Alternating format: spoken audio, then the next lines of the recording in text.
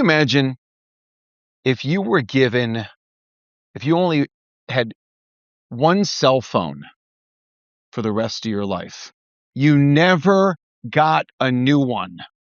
You've got one phone for the rest of your life. How well would you take care of that phone? Your phone would be inside of a safe, and it would be the most guarded safe you ever had. And you would go there and you'd probably sit right next to your safe, and you'd sit there and you wouldn't even touch. You wouldn't take care of it. How do you take care of your body? You got the one body. How do you take care of it? Try thinking about that as we dump garbage. And we're all guilty of this. We dump garbage into our bodies. Mental garbage, physical garbage coming in. And what does that do to us? Hi, this is Tim Westbrook. Welcome to I Love Being Sober. We talk about life and recovery, mental health, biohacking, alternative therapies, and everything related to living a kick-ass sober life. So let's dig in.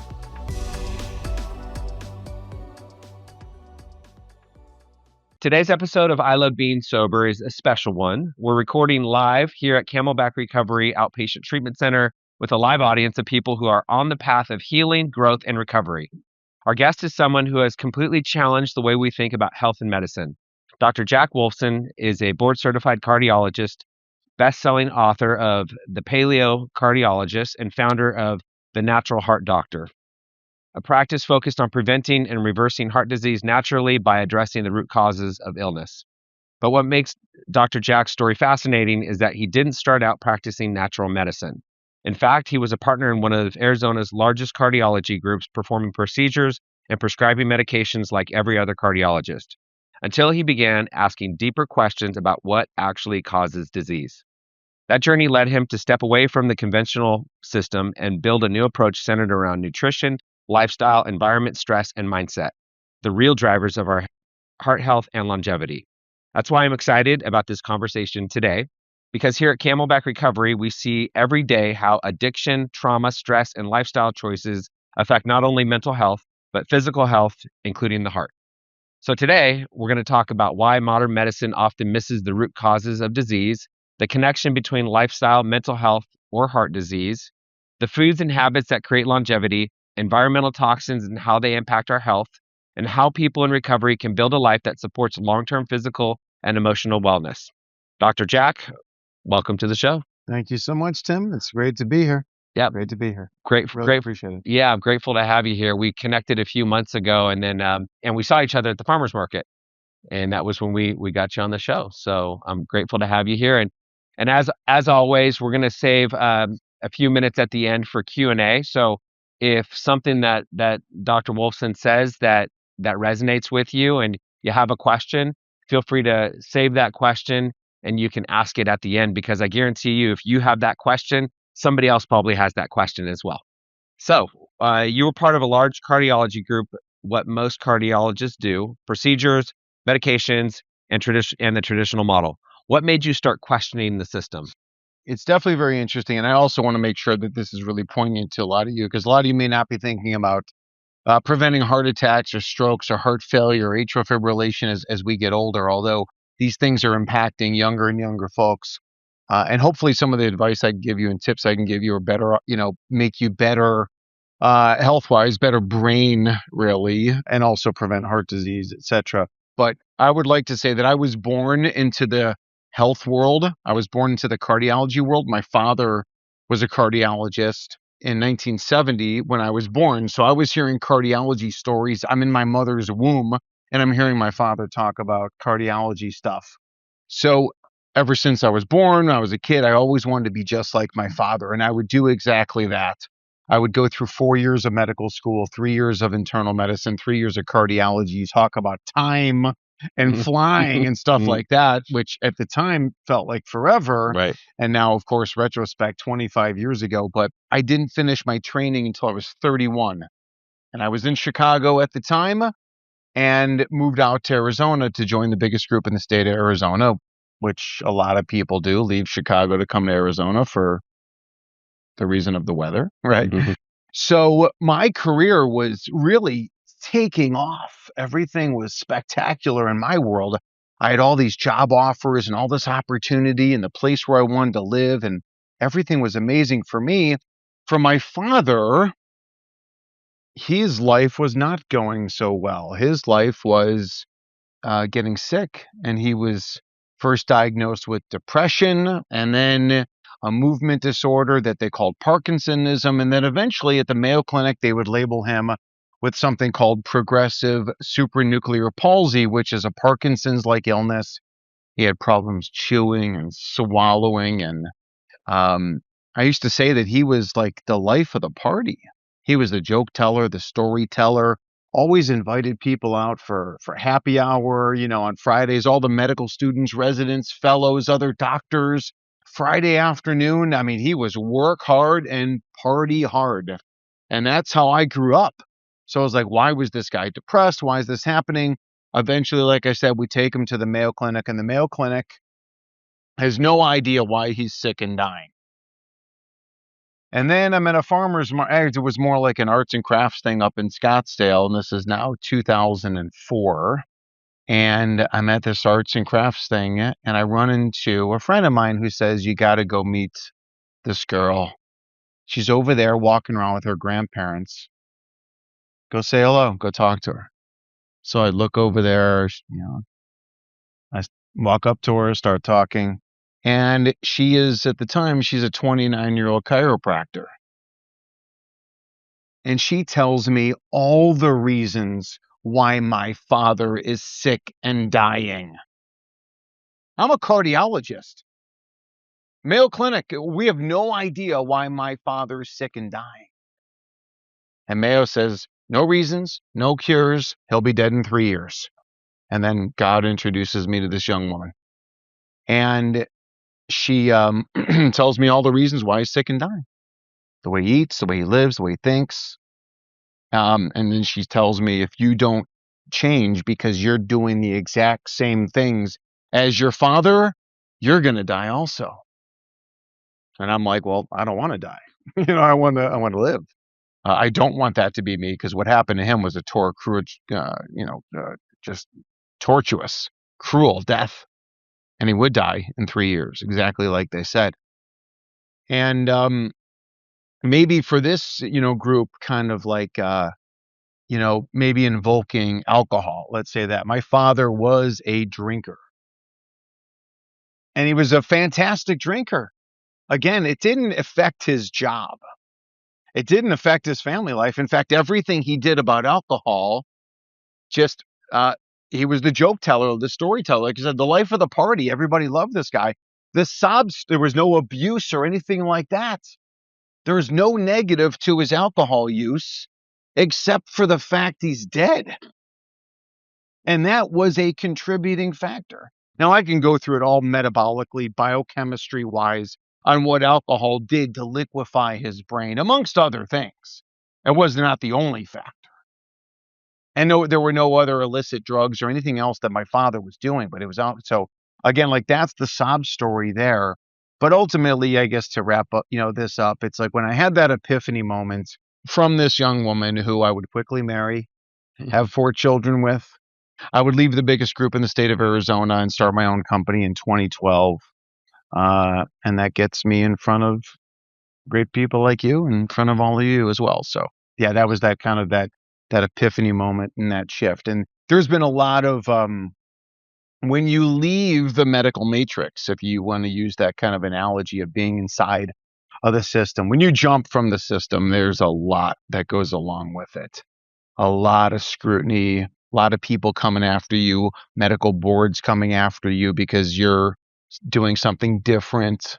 A lot of, your friends, your family members against you for what you're doing, colleagues. I mean, I've lost so many friends. And then on top of it, I've said some other really outrageous things in some circles.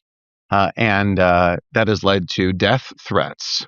That has led to people emailing, the office and calling and stuff like that. So you really got to have a lot of thick skin and in the business of stepping out, no matter what that is. And for those of you who've taken these stances and really stepped out. It's not easy, but we're doing the right thing.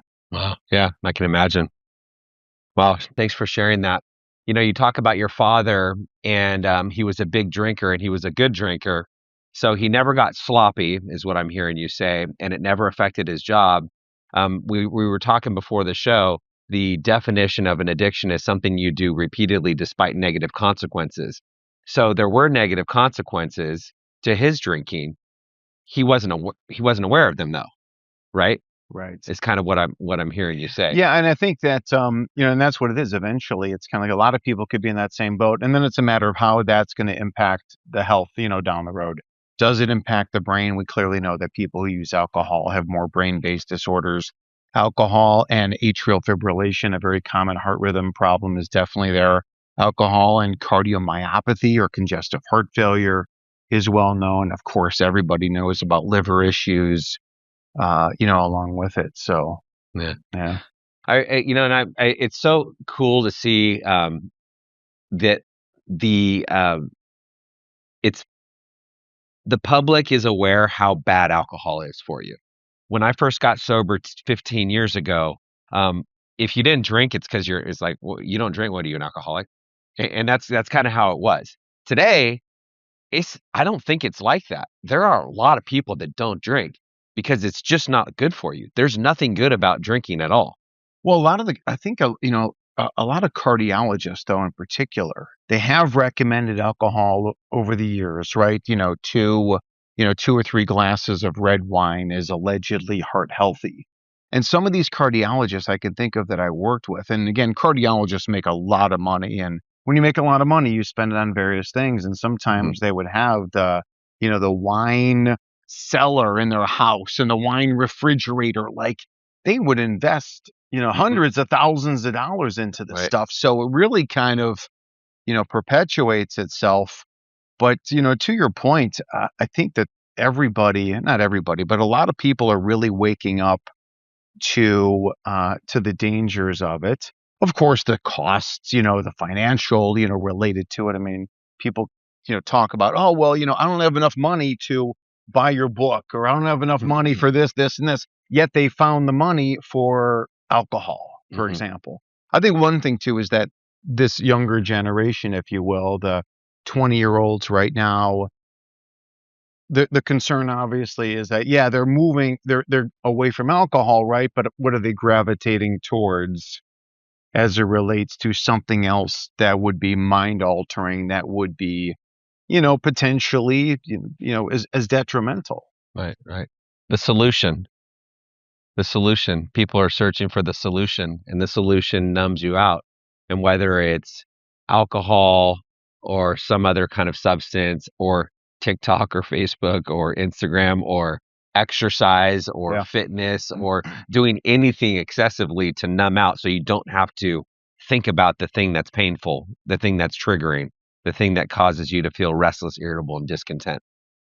Yeah, when I was in undergrad at University of Illinois, I remember I did a presentation. For whatever reason, I did it, but I remember it. And my presentation was on why smoking marijuana is better than alcohol. So I came up with a whole list of. Now I was doing both. I mean, I was a fraternity guy, and I was doing both heavily at the time. And again, but that whole rationale. But the point being is that it's kind of like, are we picking our poison? Of course, I think that there's, it's okay maybe to have one vice, but when we start stacking up all the vices, it's a problem. And then there's healthier vices than others. But for example, sugar. It's and sometimes, and this is not my area of expertise, but sometimes I look at alcohol in particular as it's a sugar addiction. It's because I know this: if I go extremely no sugar, I'll start thinking about, oh, well, I have this liquor cabinet that I haven't touched in a while, and I could just go for like just a shot of, tequila or whiskey or a beer. And it's like, well, what do I want that for? I'm not trying to de-stress. I'm not trying to, hide from anything. I want that carb rush. Right. Now, some people it's an alcohol addiction. Some people it's ice cream, cookies, and cupcakes. Some people the sugar addiction is potato chips and pretzels. But invariably, someone's got one. They may have two. Very rarely, someone has all three of those. But so the question is, maybe if you're thinking about alcohol, what would you substitute that for, if I may? Well, I would say something that is a healthy, organic, chemical-free option would be the best. So if I was going to break down in that moment of, avoiding sugar, I would choose an organic apple or organic sweet potato cooked in coconut oil. So I don't know where I'm going with this conversation, but that's where. Well, I can tell you that when I first got sober, I was, to your point, the sugar craving, because I didn't drink anymore. So I had this sugar craving. It was cake, pie, ice cream, cookies, Jolly Ranchers, whatever I could get my hands on. I mean, I gained like 20 pounds when I first got sober because I was just like, I was feeling I had to, I needed that sugar. And it took me a while. And then I was like, whoa, wait a second, I gained 20 pounds. And then I started on my path to exercise and fitness and health and wellness and so forth. Yeah, I mentioned this as well to someone else who works at another recovery center. We were just out for dinner, husband and wife, like a week ago, and I was kind of talking about that, and she said sometimes when she's at meetings, that some of the people who are in recovery, they'll come in with like bags of candy. So, Right. Yes. Yeah. that's their strategy, and ultimately, I think that life is to be enjoyed, and we want to enjoy it. We want to enjoy it for a long time. And can we just choose better? I don't know if coping mechanisms are the right word, but can we just make better choices as it relates to the quality of our food? Mm. And I think that makes a big difference. If we get the chemicals out of our life, that much better. And again, I don't want to overstep my lane, but I am a freedom guy and I'm a believer in, hey, listen, I'm free to say whatever I want. You're free to say whatever you want, and let's all be free here. So, I mean, that also goes kind of like with sugar. I love this story. My wife, so we find out we're pregnant with our first child and he's now 18. So she says, go to the store and get me some ice cream. Go to Whole Foods, get me some organic Strauss's ice cream. It's organic, so all the dairy is organic and the sugar is organic and there's no chemicals. Vanilla ice cream that has like 5 ingredients, or it's milk and cream, and vanilla, and sugar, okay, and eggs. So she says, go get me a strawberry, get me a vanilla, give me a chocolate. Okay, cool. I go there, I get her a pint of vanilla, chocolate, and strawberry. I bring it home. I bring it home. We have dinner. She pulls out the ice cream. She takes a little teaspoon of the chocolate and she eats that, and a little teaspoon of the vanilla, and a little teaspoon of the strawberry. We put it back in the freezer, and we go to bed. And the next morning, wouldn't you know that she's in the mood for ice cream again? Mhm. Okay, she's pregnant. Hey, listen, do whatever you want. Yeah. So she opens up the freezer, and guess what she finds? Nothing. Because I ate everything. So you talk about like addictions, and it's like you said, like that first teaspoon Yeah. that gets you going, Yeah. and yeah, that's just so. So I understand it's. I mean, and certainly I'm not encourage. I would never encourage anyone at this point, and it's beautiful because our 18-year-old son, he's got no interest, and at 18, I was already. I mean, told my first experience drinking, I was 13. My first experience, getting sick and vomiting, I was 15. And but but in my family, it was almost like encouraged. Like my dad was looking for more drinking buddies. He was like Yeah. so excited, Yeah. 100%. Yeah. that here I was like coming of age to hang out with him and his friends and stuff like that. And so. Okay, let's talk about mainstream medicine struggles. Why do you think mainstream medicine struggles to truly prevent disease? Well, I think what the way that the medical doctors are trained, they're trained in a kind of the paradigm, if you will, of pharmaceuticals first.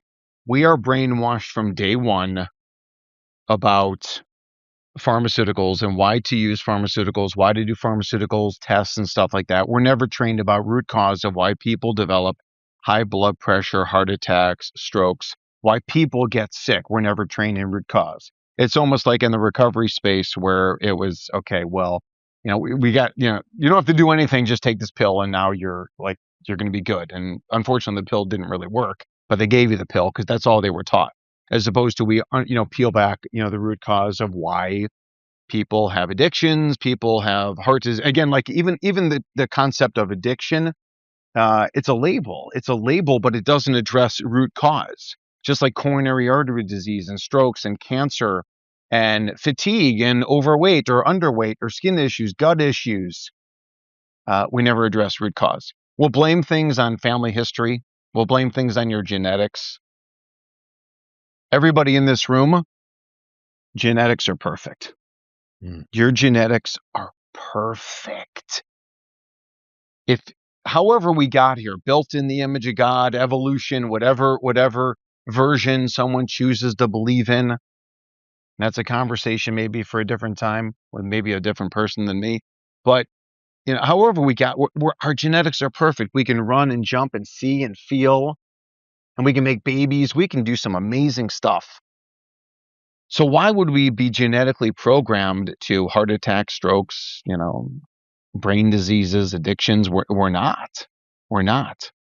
And family history is true because we live and think like our family members did. I was following the same path as my father. And if I didn't get off that, then I would have suffered the same fate. Similar. But again, the medical doctors were not taught that, because the reality is the medical doctor education is controlled by the pharmaceutical industry. Everything is funded by the pharmaceutical companies, all the commercials you see on television, all the ads. It's sounds conspiratorial, but I would challenge you to prove otherwise. So again, and invoking my wife into this as well, it was always about root cause. You have to talk about the way people eat, the way people live, the way people think, and that's going to be the path to health and wellness. Okay. Let's shift to mental health, stress, and the heart. So here at Camelback Recovery, we work with people recovering from addiction, trauma, and mental health issues. How much does stress and emotional health affect the heart? It's definitely serious. Now, in younger folks, it tends to present as palpitations, heart racing feelings, sometimes chest pain. And they go to the doctor, and the doctor's like, oh, you're fine, or it's nothing that's, serious, nothing that's going to kill you. But a lot of people feel like it is. A lot of people feel that the racing feelings, the flip-flops, the skips, that it's very anxiety provoking, and the medical industry just doesn't really address it. So we want to, number one, say, hey, listen, we hear what you're saying. We understand your concerns and we agree with you. We want to help you with that. And here's the strategy to help you with that. Just, again, identifying the root cause. What are the foods? What are the lifestyle things? What are the mindset issues that are interfering with that? And again, whether it's alcohol or it's other illicit drugs that will impact, the heart and the heart symptoms, that's a factor. Now, as we get older, there's a condition called spontaneous coronary artery dissection, where it's a woman. She incurs a stressful event and her artery basically just tears open. And I'm not here to fear anyone. It's not like that common. But I'm here to also say is that these things are preventable. Everything is preventable when you eat well, live well, and you think well. The other one is called Takotsubo cardiomyopathy, or broken heart syndrome. This is the 40 to 60-year-old woman. She gets into a fight with the boss. Her spouse suffers a major heart attack. And everybody's like, why? And again, it was a stressful event that created a spasm in her artery. Now, we all incur stress in our lives. We got to make sure we can deal with stress appropriately. We got to make sure to make ourselves as healthy as possible. So when the stressor occurs, then our body is maybe better built to handle that. So, for example, a person who is eating wild salmon and getting appropriate sleep and getting outside in the sun, keeping the chemical burden low, they're much more likely to deal with stress better. And I'll throw in also good community, and even like what you built here, like this community, people who are in community, people who have something like this, they live longer than the people who don't. Social isolation, massive risk factor for cardiac death. Big, big, big. And during COVID, like that was a serious problem. You've got all these people now that are isolated. A lot of people who were at home by themselves for extended periods of time. And I'm sure obviously what that led to regarding abuse of substance. So anyways, my point is that we all have stress. If your body is uniquely built now with eating well, living well, thinking well, versus if you're someone who's eating a lot of unhealthy foods, not sleeping, not physical activity, not getting outside in the sun with no community, that person's at much higher risk of having a bad thing happen from this acute stress on chronic than the person who's going to be at much lower risk when they were eating the right foods, living the right lifestyle, thinking the right thoughts. So be that person over here. And it really is achievable. Yeah, wild salmon costs more money. And you and I are over at the farmer's market and like, oh, we're paying so much money for organic broccoli, versus, conventional stuff. But we really have to, just do our best to, again, spend our money in the places where it should be spent. But, we live in Arizona, because a lot of times when I travel around and, I'm always talking about sunshine. And I'm like, sunshine, our skin is a solar panel built to collect light. Our eyeballs are solar panels built to collect light, sunlight, natural light. And then of course, right, people, the sun creates vitamin D, highest levels of vitamin D, lowest risk of everything. The sun also hits the skin and creates what's called nitric oxide, opens up blood vessels, better blood flow. The sun helps us create melatonin. So when the sun goes down, we go night-night and we sleep and we recover. So these people are like, what do I do? I live in, your hometown of Chicago. I live in upstate New York. I live in Canada. I live in Minneapolis. What do I do? And I say, move to Arizona. It's sunny in Arizona 400 days a year. Right. It's sunny here at night. And the sun here is free. Yeah. Go outside and soak up that sun. And, you and I were talking about Costa Rica at the farmer's market too. And it's like, it's, and again, consider yourselves, hopefully, I mean, if you do live here in Arizona, fortunate to do so. And even if you're here temporarily, the ability just to be outside in that. And again, that's free. Going to sleep on time is free. Mm-hmm. Going to the floor and doing push-ups, squats, lunges, free. Meditation, yoga. I mean, these, the mental aspects, free. So the food costs more money now. Of course, we can come back and say, well, if you're eating better, you're living better, less money on medical expenses, all these kind of things. And while that I have it fresh on my mind, and again, this is not my area of expertise, but people who eat the most amount of seafood have the lowest risk of everything. Seafood is brain food. So when you're eating wild salmon, sardines, anchovies, canned mackerel, and these things are not expensive. Like a can of sardines could be $2. That just goes into your brain. So if you're struggling with brain-based issues, anxiety, fear, worry, depression, and one of those things that can help you is eating seafood, because that's just the omega-3 fatty acids that are in there that are only obtained from that will help your brain, and it will help you cope with whatever you're dealing with. And even if you are again, still, using or abusing or whatever you're doing, if you're able to sneak that seafood in. And, my company is a shameless plug. We have seafood in a capsule. We've got that wild salmon roe in a capsule. So even if you're like, oh, I hate seafood, I'm not okay. Well, you can swallow this down, but you got to just like look at the food and say, just thank you to Creator for giving us that and for nourishing your brain. So powerful. Have you been to the Scottsdale meat market? No. So they have one on 32nd, best salmon you've ever had. So they have this New Zealand salmon, and it's like melt in your mouth. It's the best salmon you ever had. There's one at 32nd Street in Indian School. I think there's one in Scottsdale too. So if you're a salmon fan, that'll be the best salmon you ever had. It melts in your mouth. Well, and it's just that, when you think, I mean, it's how much everything in the world today is crazy expensive. That's true. Everything is crazy expensive. And you're like, well, I'm going to get this salmon you're talking about, and we're going to pay a lot for that salmon.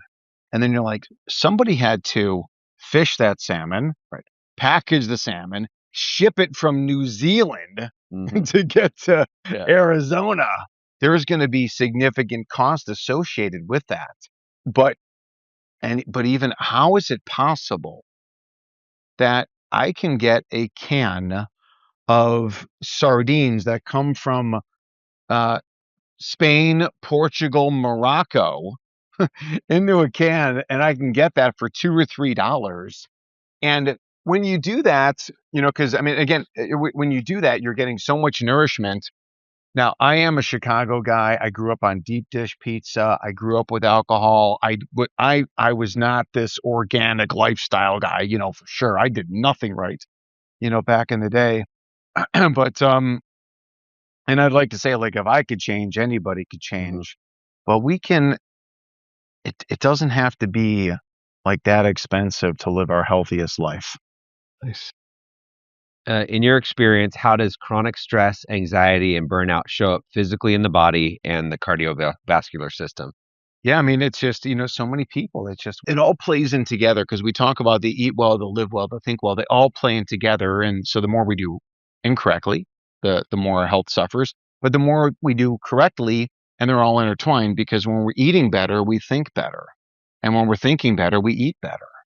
And when we're getting better sleep and more sunshine and more physical activity, that also makes us think better and makes us eat better. So it all plays in so well. But the medical community, unfortunately, they pay no attention really to any of it. Okay, eat less saturated fat and exercise more. Okay, great. Well, first of all, that's not true, because we don't want to eat less saturated fat. Saturated fat's in coconuts. Saturated fat is in eggs. Saturated fat is in avocados. Saturated fat's everywhere. If I take a bite out of my own arm, I'm eating saturated fat. Like, my body has that. And so do animals, and it's good and it's beneficial. But, really it is just about how we encompass all of that together. And every little move that you make does make a difference. Every little bit of, and maybe again, another cool strategy too, for those who don't like seafood, is to make your own salad dressing, or take your favorite salad dressing and mix, blend in anchovies. Just get a glass jar of anchovy and put it into the blender with whatever your favorite dressing is. I grew up on something called Thousand Island dressing. Has anyone ever had Thousand Island dressing? Right? Oh yeah. I mean, my father, it was like, that's the best salad dressing ever. I mean, all it is, right? It's mayonnaise mixed with ketchup. Like, that's a pretty good combination. And so if you drop an anchovy in there, you can hide that taste pretty well, but you will get the nutritional benefit of it tremendously. There are ways to do it. There are ways to #no excuses. Like, we can do this. Right. We can do it. Do you see connections between mental health, inflammation, and heart disease? Yeah, most certainly. I mean, so up in the top of the tree, we have symptoms. And the symptoms can be brain fog. It could be anxiety. It could be fear. It could be worry. It could be depression. It could be palpitations. It could be high blood pressure. These are all the top of the tree.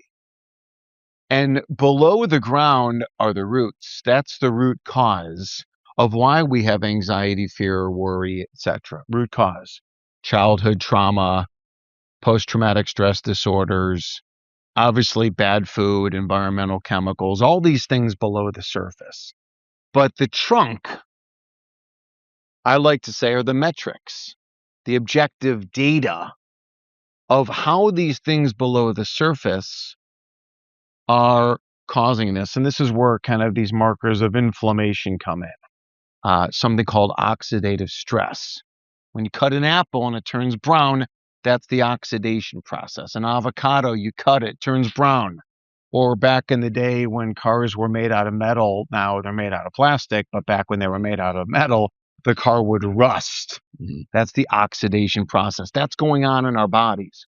So if we say that brain issues are all about neuroinflammation, why is our brain on fire?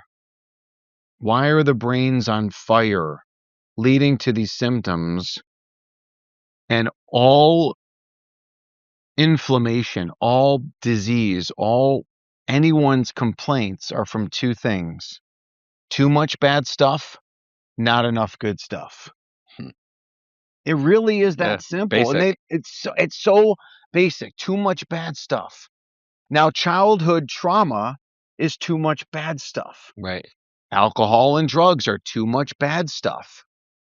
Bad food, all of the millions of chemicals we're swimming in, too much bad stuff. And then not enough good stuff. So let's flip the script. Let's get more good stuff coming in and let's drop the bad stuff. If we have childhood trauma, if we have ongoing trauma, if we have post-traumatic stress, yeah, let's deal with that. And that's not my bag. That's where we go to people like you, and we go to counselors and people that are professionals in how to unpack or recover from those things. And that's the strategy. And it really is that simple. Get more good, less bad, and things will get better. So speaking of less bad and more good, for someone in recovery, what are some lifestyle habits that can dramatically improve both mental health and heart health? So eating seafood, we said, I think that's a top level strategy. The more time you spend outside, the better you will live, the longer you will live. The more of your skin you get outside, the better. So you have my prescription as a cardiologist to go outside and run around naked. You've got my prescription. You know, in my book here, I tell people, I'm like, be careful coming over to our house because you're going to see naked people walking around the backyard. Now, it is our family. That's why we're not running a nudist colony.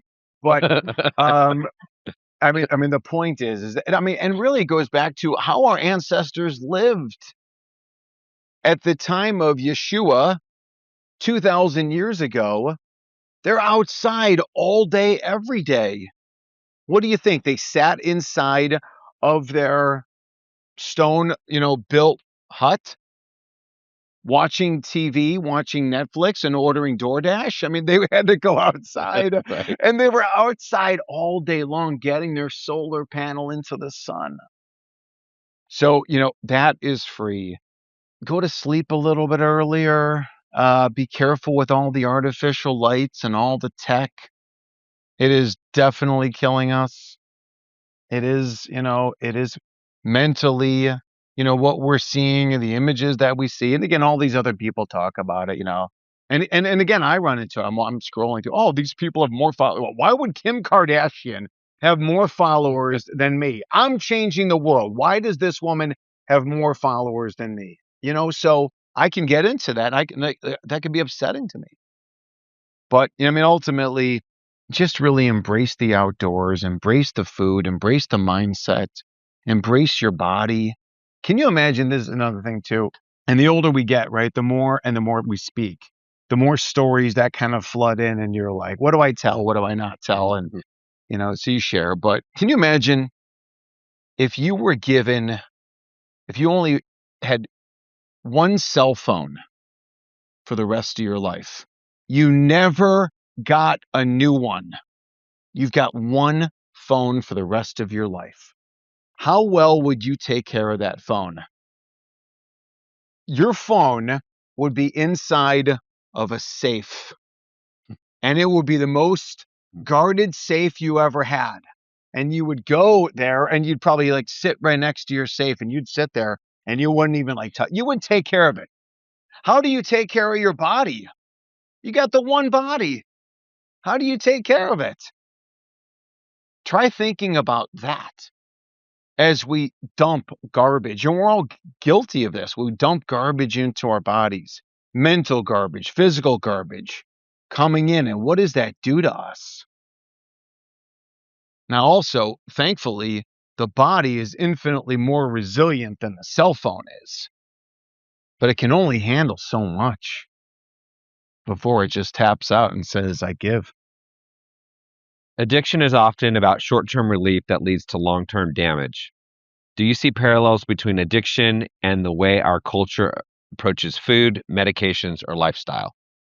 Most certainly that the way that we seafood and again we're being sold the addiction is what it is. It's just like we're being sold from every possibility. We're sold on alcohol, we're sold on cigarettes, we're sold on vaping, we're sold from a whole variety of reasons. We're sold on the food, from the time that we're born. We're sold on the simplicity. The parents are sold on simplicity, and it really is and it's like we're really doomed from the beginning. But I think at any moment, the best time to get healthy was before you were born, when you were a young child.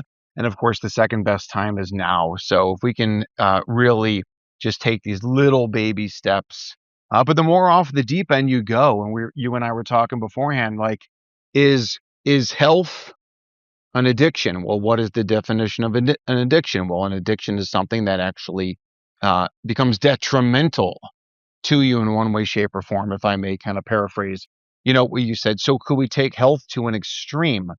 Well, we know that exercise we can take to an extreme because eventually, yes, it could lead. If you're doing ultra marathons every day, then that will be an extreme. You will undoubtedly injure your body. Well, I can say on that note, I did Ironman twice. The first time I did Ironman, great. Okay, I finished Ironman. And then the second time I signed up for Ironman. And Ironman is a lifestyle. Like your whole life. You run, bike, swim, sleep, body work, nutrition. And my girlfriend at the time, when I signed up for Ironman for the second time, she looked at me, she's like, "You did what?" And that was kind of the beginning of the end of our relationship. So there are negative consequences for someone that over exercises. Yeah, but I think it's like could we be too meticulous about health? Probably. Because I guess you can. I could talk myself into a frenzy to say everything has a little bit of contaminant to it. Like even the best organic food in the world, even the New Zealand salmon, probably has some level of metals in there. So right, where I'm going with this, where Right. we could probably look at that and say, there's nothing safe for me, and therefore I will eat nothing Right. and drink nothing, and then of course I'll be dead very soon. Right. Well, there you go. But What are the biggest food myths you see people believing today? biggest food myths, for sure. I love to bag on oatmeal. Oatmeal, when as a cardiologist, when you insult oatmeal, you would think that I'm talking smack about someone's mother. You would think that I'm insulting your favorite thing in the world. Like, how dare you say that? How dare you? The other thing is I talk very positively about coffee. Okay. Any coffee drinkers in here? Oh yeah. Okay, so coffee is heart healthy when you drink the good stuff. So please drink the good, organic, glyphosate free, no mold mycotoxins, blah, blah, blah, And it's not crazy expensive to do so, but coffee is heart healthy. But so again, if sometimes again, and maybe this also leads to the things that we see on social media. Like I said, I've had death threats. The things that I've said on social media and the blowback against me. Now, I look at that as always good because if I say something on social media and it's really outrageous. And a lot of haters come back at me and they say things, that's all good for the algorithm. That's all good for engagement. So more people see my message. So embrace the haters, embrace the doubters, embrace the people coming into your life that are like, you can't do this. You're wrong about this. But I will tell you that, you do a lot of these things and they are right. And, go with your truth. Go with your truth. I certainly feel that based on common sense, the way that we eat is a certain way, organic, free range grass fed meats, wild seafood, fresh, real food, not ultra processed chemical food. And I understand that our ancestors went to sleep shortly after the sundown. Mm. They woke up before the sunrise. They watched the sunrise. They spent the day in and out of the sun. They watched the sunset. There were no chemicals back then. They were all physically active. I know that if we live that way, that is our best mental and physical strategy for optimal health, wellness, longevity, vitality, vigor, accomplish all your hopes and dreams. What are some of the worst foods someone can eat? I think worst food is definitely artificial stuff, artificial sweeteners, colors. Again, it's like if I have an addiction, it is sugar. My addiction is sugar. But when I eat sugar, and I do, it's organic sugar. So it's raw honey, organic maple syrup would be my two favorites. And then if it's a processed sugar, again, it has to be organic. But I'm really trying to work on getting rid of any kind of processed sugar and then only raw honey and organic maple syrup. And if I can do all that, then I can maintain some semblance of life is to be enjoyed. So let's enjoy it. So, so we don't have to get rid of the party, but the party has to change. It has to be the party where you and I went to the old party, but the party with you and I now are on New Zealand salmon with a bottle of Pellegrino. That's the party. And it's a fun party. It's a party we're going to remember too. Right. I love remembering what happened last night. Yeah. Love it. Going back to oatmeal. So I'm an endurance athlete. I cycle, and oatmeal is one of the things I like to eat. I do overnight oats, and I do the organic, and I sometimes do them with coconut milk or whatever. So what do you like that, or do you not like that as a fuel for me? Is there something that's better? So a lot of what I say about oatmeal, admittedly, is controversy. Mm-hmm. It's just to generate controversy and conversations. But I want people to understand that there's no scenario where eating oatmeal for breakfast is better than eating eggs with an avocado or eggs with salmon. Mm-hmm. The nutritional value of those is infinitely better. The whole concept of carb loading, I think, is obviously very debatable, if not even beyond debate, and it's really not proven. And the concept of how our ancestors ate real food. They did not eat packaged food. I'm talking about distant ancestors. So, and then the endurance athlete kind of thing, our ancestors were sprinters. Mm-hmm. They would run towards food, or they would run away from being somebody else's food. Right.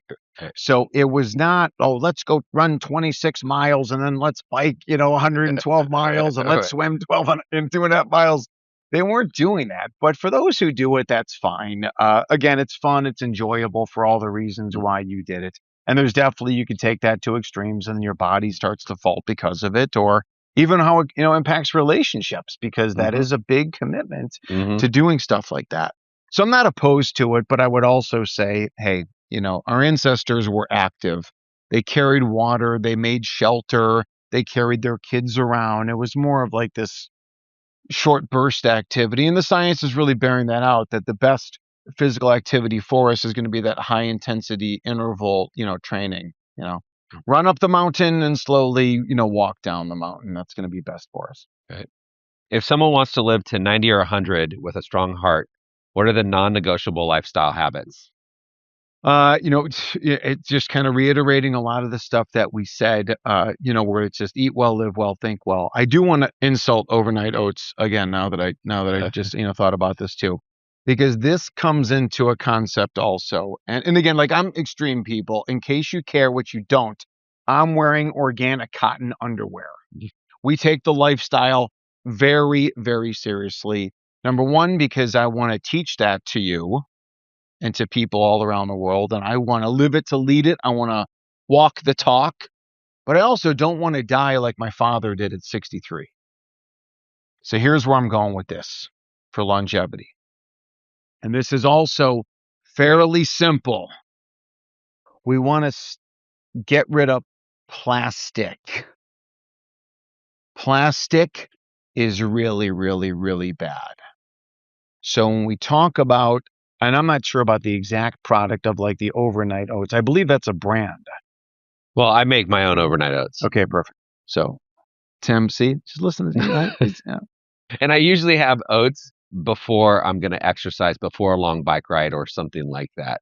Typically, I'm having, like this morning, I had eggs with mushrooms and chicken. All right, cool. All right, so I mean, again, I like, and by the way, before I digress, dude, chocolate is amazing too. And the more darker on the chocolate we go, the better. So of course, the added sugar and other stuff they would add into it is not good, but the chocolate component, like which is cacao, is absolutely fantastic. But let me go back to because when you say overnight oats, I recently saw someone advertising, and he's a medical doctor, he's a pediatrician, and he's talking about the oats that he has.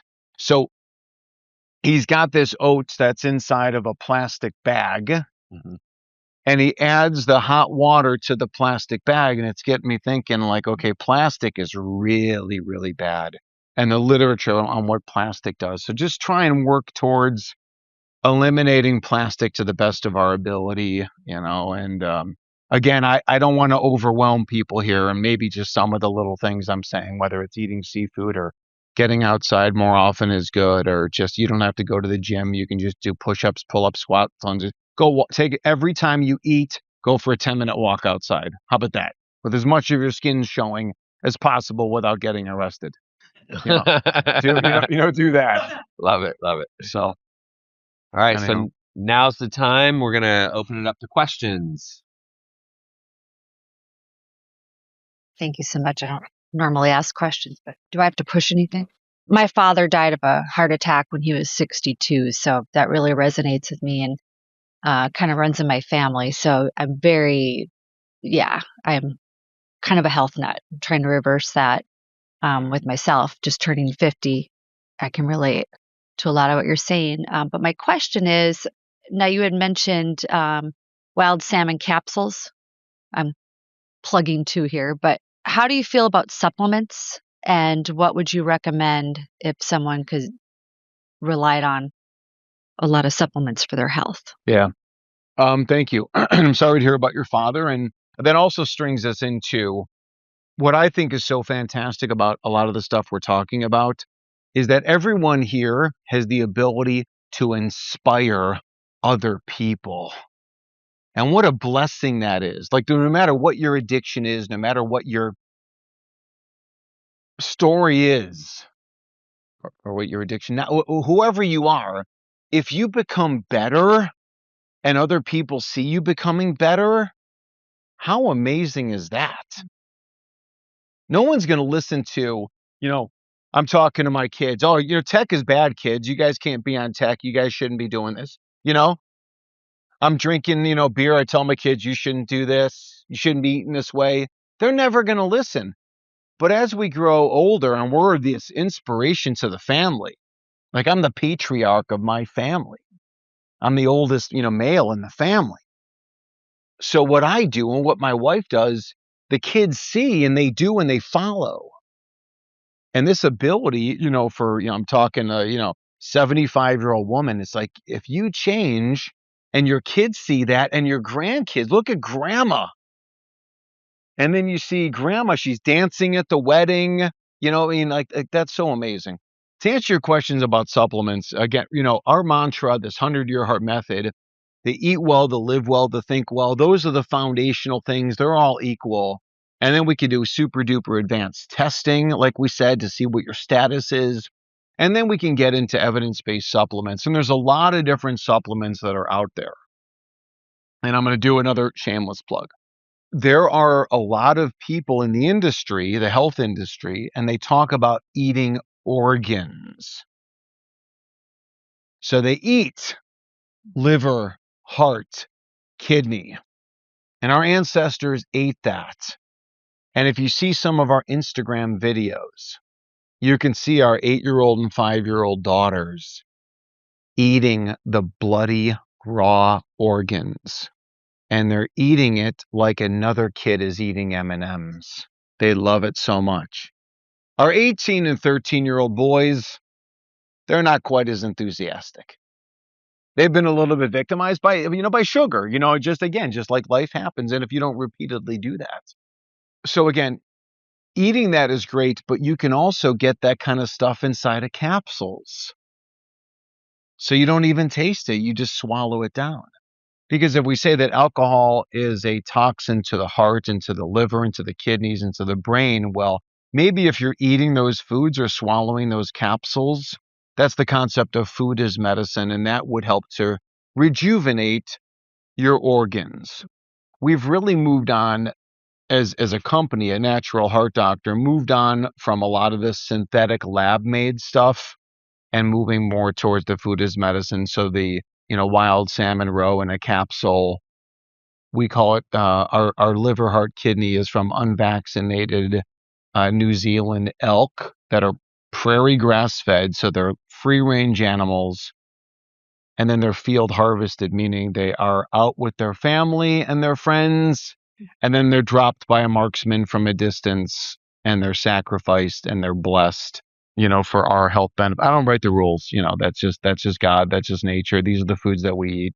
Eating meat is mentioned over 300 times in the Bible. So, but that's what I would do. And, again, even if you are vegan, as far as like liver tonics, dandelion is a really good food. Garlic, onions are absolute superfoods. We talked about chocolate. We talked about coffee. Coffee's very healing for the liver. I usually recommend 3 to 4 cups of coffee before noon. I don't recommend all day coffee drinking, but I think the literature will tell us that people who have 3 to 4 cups of coffee before noon, they have a 31% lower risk of dying over a certain time frame compared to the people who don't do that. So that would be the optimal coffee strategy. The idea of caffeine all day, I think we can avoid that. Love that. So 4 cups. Okay. Yeah, I mean, and that's me. And the way that and what I typically do is I usually have a couple cups of black coffee. My father was a black coffee drinker. I became a black coffee drinker. All those years in the hospital, it's like the nurse's station, and they got like some kind of like super cheap coffee that the hospital bought them, and they got them in the styrofoam cups. And I mean, that's how I grew up. But 3 to 4 cups of the good stuff, and then the first 2 are black, and then I will typically do a raw cream. And that raw cream has the healthy fats, the healthy proteins. And also when something like that is raw, so raw milk, raw cheese, raw butter, it's got the living bacteria that are good for our gut microbiome. And oh, by the way, the gut microbiome, so many studies show the bacteria in our gut, when healthy, lead to healthy brains too. So that's also the multiple benefit, with that. I'm sorry if I'm coming across like overly dramatic. I'm so passionate about it too, and it's like so exciting for me to talk about. But yeah, I know. I apologize. What was your name again? Jack. Jack? Yeah. Right on. Yeah, we are at the top of the food chain, but wouldn't it be nice if animals grew on trees, But quick question for you, kind of silly. Is it better to at least eat fried chicken livers versus no organs at all? Yes. Again, the answer is yes, but let's try and prep it the best way possible. So if you want to cook And chicken liver tends to be more palatable. The flavor isn't quite as strong. Any way you can get it into your body would be the best way. So if I was to cook it, I would probably cook it up in some kind of, say, chicken fat or some kind of a tallow. And maybe I would do an organic brown rice flour as a way to, if you wanted to coat it and do like a fried, and stuff like that. But yeah, Nice. yeah, Right on. definitely. Yeah, it doesn't have to be raw. And what is your social media? It's my company is Natural Heart Doctor. Natural Heart. And if you Google, my name, Jack Wolfson, you'll find a lot of stuff about me. Cool. Some controversial stuff, some controversial things I've said. But yeah, when it comes to the animals too, it's very important for us to. There's no scenario where I eat an animal, for example, from a fast food restaurant or a conventional steakhouse. And I'm a Chicago guy with all the famous steakhouses. There's no scenario where I eat that. We only eat ethically raised animals that are sacrificed for our health benefits, and they are blessed and they are prayed upon. We say a blessing and a prayer before every single meal, everything we consume, thanking our creator, thanking the animal. So, that's a really cool way to live life. But of course, growing up, I used to be somewhat of a hypochondriac to some extent, or overthink a lot of stuff. Go figure, right? But for someone like me in recovery, and not having a job right now, I just, what they say, what you don't know can't kill you. So I just try to, use my best judgment with the foods I have available and around me, which I know is still probably a heck of a lot better than the alternative. You know what I'm saying? Like, just even if it might have some added this or added that, just being, with the intention of eating as healthy as I possibly can with what's available or what I can afford. And then, like you said, with the sardines, I mean, I grew up eating sardines. I think I'm going to start buying those again. well, again, and it's to Tim's point, if you want to spend a lot of money on various things, we definitely can. But there's a lot of ways that we could do it that are, that can be very cost effective and extremely nutrient dense.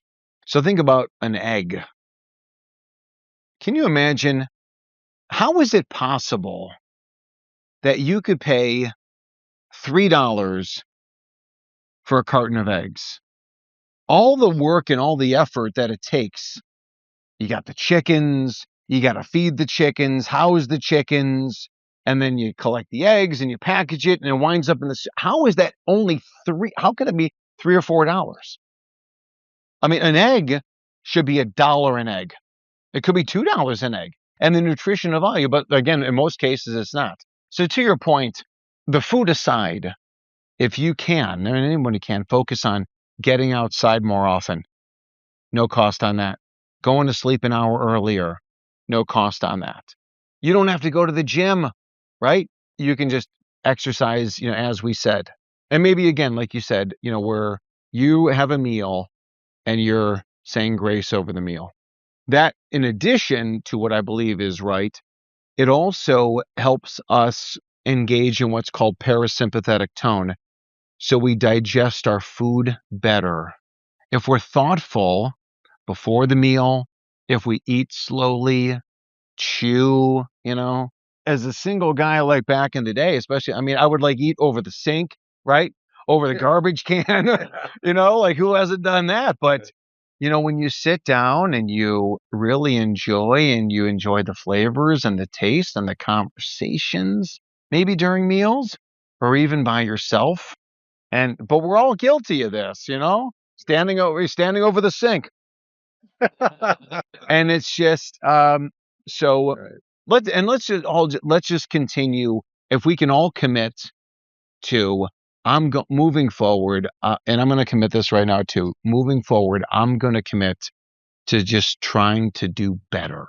That's all that I can do. That's awesome. I Thanks, appreciate brother. you sharing. Thank you. Hello, thank you for being here. I have a question. So, does our body, like our heart or like organs, recover from past bad habits. For example, for me, it was like 6 years of hard drinking. Is that damage done already, or does our heart recover from that? Organs or Yeah, no, it's a great question. And the answer is that yes, recovery is definitely possible. And the more you do it right, the more opportunity the body has to recover. When you cut yourself from, putting up a fence, you cut yourself and the body heals. You break a bone and your body, can heal it. Yet, if you're in a, machinery accident and you lose a hand, you can't recover, of course. So there's certain limits, but I do believe that the more we do it right, the more we recover. thanks. Yeah, thank you. Okay, I have two questions actually. Sorry, I don't like that I can't see you. So, firstly, you had mentioned everyone has good genetics. To clarify, when you say that everyone has perfect genetics, are you saying that genetics have no effect on our health? I'm a little bit confused as to what you said when you said Great question. Thank you for asking. So the concept of how we impact our genetics has been labeled as epigenetics, or epi meaning above Mhm. the genetics. So we've got this genetic blueprint, and we call that DNA. And our DNA is the architectural design. So let's take that into the architectural drawings to make a building. So that I would get the set of drawings to make the building.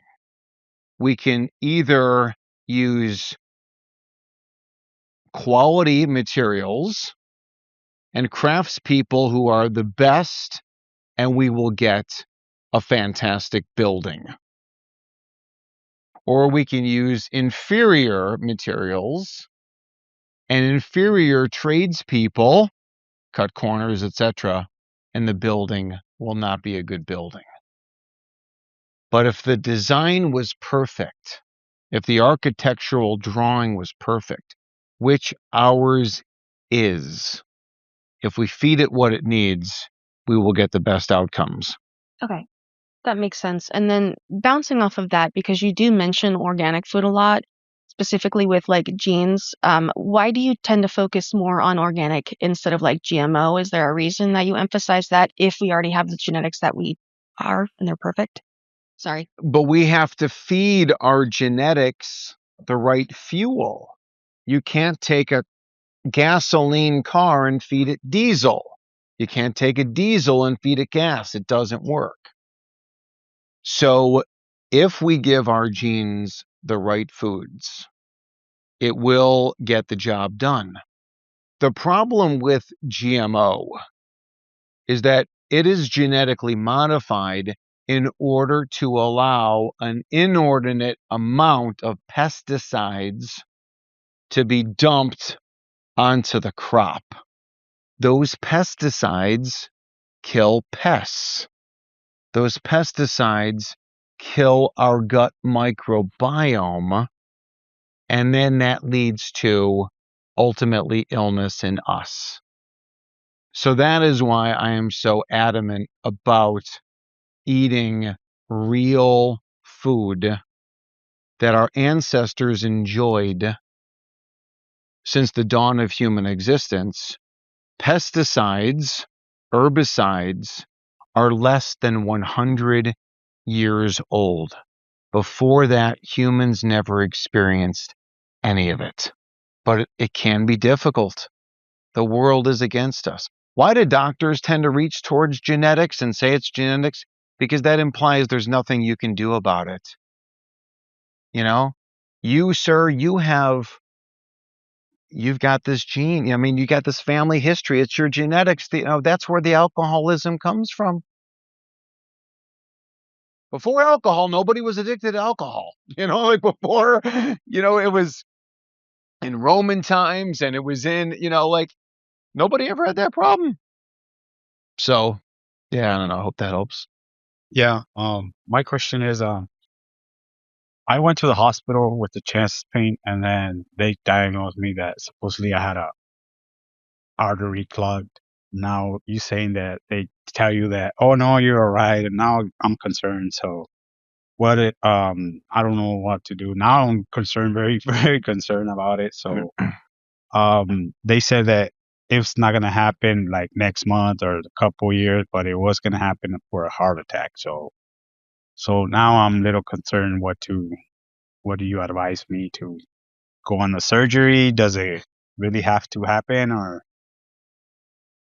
Well, I mean, I guess without giving you direct medical advice, without knowing all the details and stuff like that, what I would say is that if we could use all these things in a motivational way and we make changes on how you eat, you live, and you think, that's going to be your best strategy to live your best life so you can accomplish all your hopes and dreams. If we take a message like mine and we go into anxiety, fear, worry, panic, that is not my intention, obviously, but I could see how people could easily take that as far as now I'm really, I mean, what do I do now? And it was so many different things. I would like people to take this message as motivational, like, my body can do this. I'm not genetically programmed for sickness. I am genetically programmed when I give my body the tools it needs for longevity. I've got the 100-year heart, the 100-year body. I've got it. And I know in mainstream, they don't got it. The life expectancy of an American male is 76, female 79. And that has gone up by 3 years since 1980. All the pharmaceuticals, all of the surgeries, all the stents, since 1980, we've gained 3 years of life expectancy. But I don't want to die like my father did at 63, and you don't want to die like yours did at 62. We want to live a long life so we can accomplish all of our dreams and live our best life. And we're not going to get there in the traditional system. Like it doesn't work. And we know that. So now we got to choose better. But use this as empowering to say, hey, this is all exciting news. My body got this. I got this. Just give the body what it needs, take away what it doesn't. thank you. Thank you. All right, those are some great questions. Can we do one more Do in you, the do you back? have one more? It's kind of a weird question, but how do you feel about fasting? Because I have a couple of friends who go on like 3-day fast, 4-day fast, and they say that it's cleanses their body and cures them from like diseases or cancers, that the body heals itself. Yeah, it's interesting because you ask about fasting, and I'm in a room with presumably a lot of people with, addiction. And then now Tim gets me thinking, like, could fasting be an addiction? I'm like, yeah, I guess it could be for sure. So let's try and be careful with this. So if you do fast, try and work with a healthcare professional in some way, shape, or form. It doesn't have to be a doctor in person. Maybe it's an online resource and stuff like that where you're doing it. Get educated maybe before doing it. Now, that being said, if everybody in the room said, I'm going to do a 36-hour water fast where I'm going to have dinner tonight and then I'm going to do nothing tomorrow except for water all day long, and then wake up the following morning and have breakfast, a 36-hour, that's perfectly fine. There definitely is medicinal value to fasting. There's literature about it, and it goes back to actually every religion has every major religion has some semblance of fasting in there. And I think there were a lot of good intentions, including health related, for that. So I think fasting can be beneficial. Not necessary, but beneficial. Love that. All right, great questions, you guys. I appreciate that. And the one thing that I heard gentleman in the back talk about is I just thought about progress, not perfection. And when I first got sober, I was drinking, I was using, I was staying up at all hours of the night. I was doing all these things that were not good for my health, physically, emotionally, spiritually, mentally. And it's a process. You just do what you can. like Dr. Jack said, it's exercise. You can start with walking, get up with the sun, go to sleep early, exercise. I mean, like these are all the things that we can do that are free. And then with the food, with the things that cost money, just do what you can. Yeah. Just do what you can. And maybe too, I mean, to get a little bit more detailed in our planning of, I mean, what if we did this? What if we all kind of create, like future casted how we're going to do this? And you can even say, hey, for the next month, I'm going to work on getting outside more. And then for the month of April, I'm going to work on going to sleep a little bit earlier. So we kind of really plan out these baby steps. And then, you know what? On May 1st, I'm going to do a 36-hour water fast. Mhm. So maybe some of that kind of planning in there, I think, would be kind of helpful. And at the same time, I'm going to flip the script on Nat and say, like we said before, the best time to get healthy is now. And the more changes we make, the sooner we make them, the better. But every little bit makes a difference too. So Yeah. I think it's like if I stop drinking, then I want to eat healthy. If I eat healthy, I want to exercise. I exercise, I want to eat healthy. Now I want to go to sleep earlier because I'm eating healthy and I'm exercising and I'm exhausted. So I want to go to sleep. So it's like all of these things kind of feed off of each other. So you just start, I like what you say. You start with one thing. Start with one thing. Start with taking a walk after you eat. Start with exercising. Start with whatever it is and make that commitment, and then you'll see things start to get better. cool. Yeah. Awesome. Is there anything I missed? Anything I should have asked you that I didn't ask you? I don't think so. I think I gave enough of my philosophy fire hose, pretty quickly. But again, I appreciate you having me here, and I so enjoyed it, and I so enjoyed speaking with all of you, and young, attentive minds. So Yeah, but tell us about your book. Where can people find you? yeah, so the book is available for free. We have people pay shipping. If you're out in Arizona and you want to stop by our office on Scottsdale Road in Lincoln, you can always walk in and say, "Hey, Wolfson promised me a free book." But in any case, so it tells a lot of my story in there with what happened to my father and meeting my wife and all those things. Yeah, a lot of this information is all available on my website, as well, naturalheartdoctor.com. I'm all over social media saying outrageous stuff, so you can pay attention to that as well. But, again, we hear so many messages, I believe, from the side that is geared towards keeping us addicted, the side that is geared to keeping us sick. And I fight every day to help people be healthy, as do you, Tim, and that's what, you and your team, that's what everyone is doing here, just working to fight against what's working to keep you sick. And hopefully the good side will prevail. All right. Well, thank you so much for being here. Give it up for Dr. Thank you. Jack. Thank you.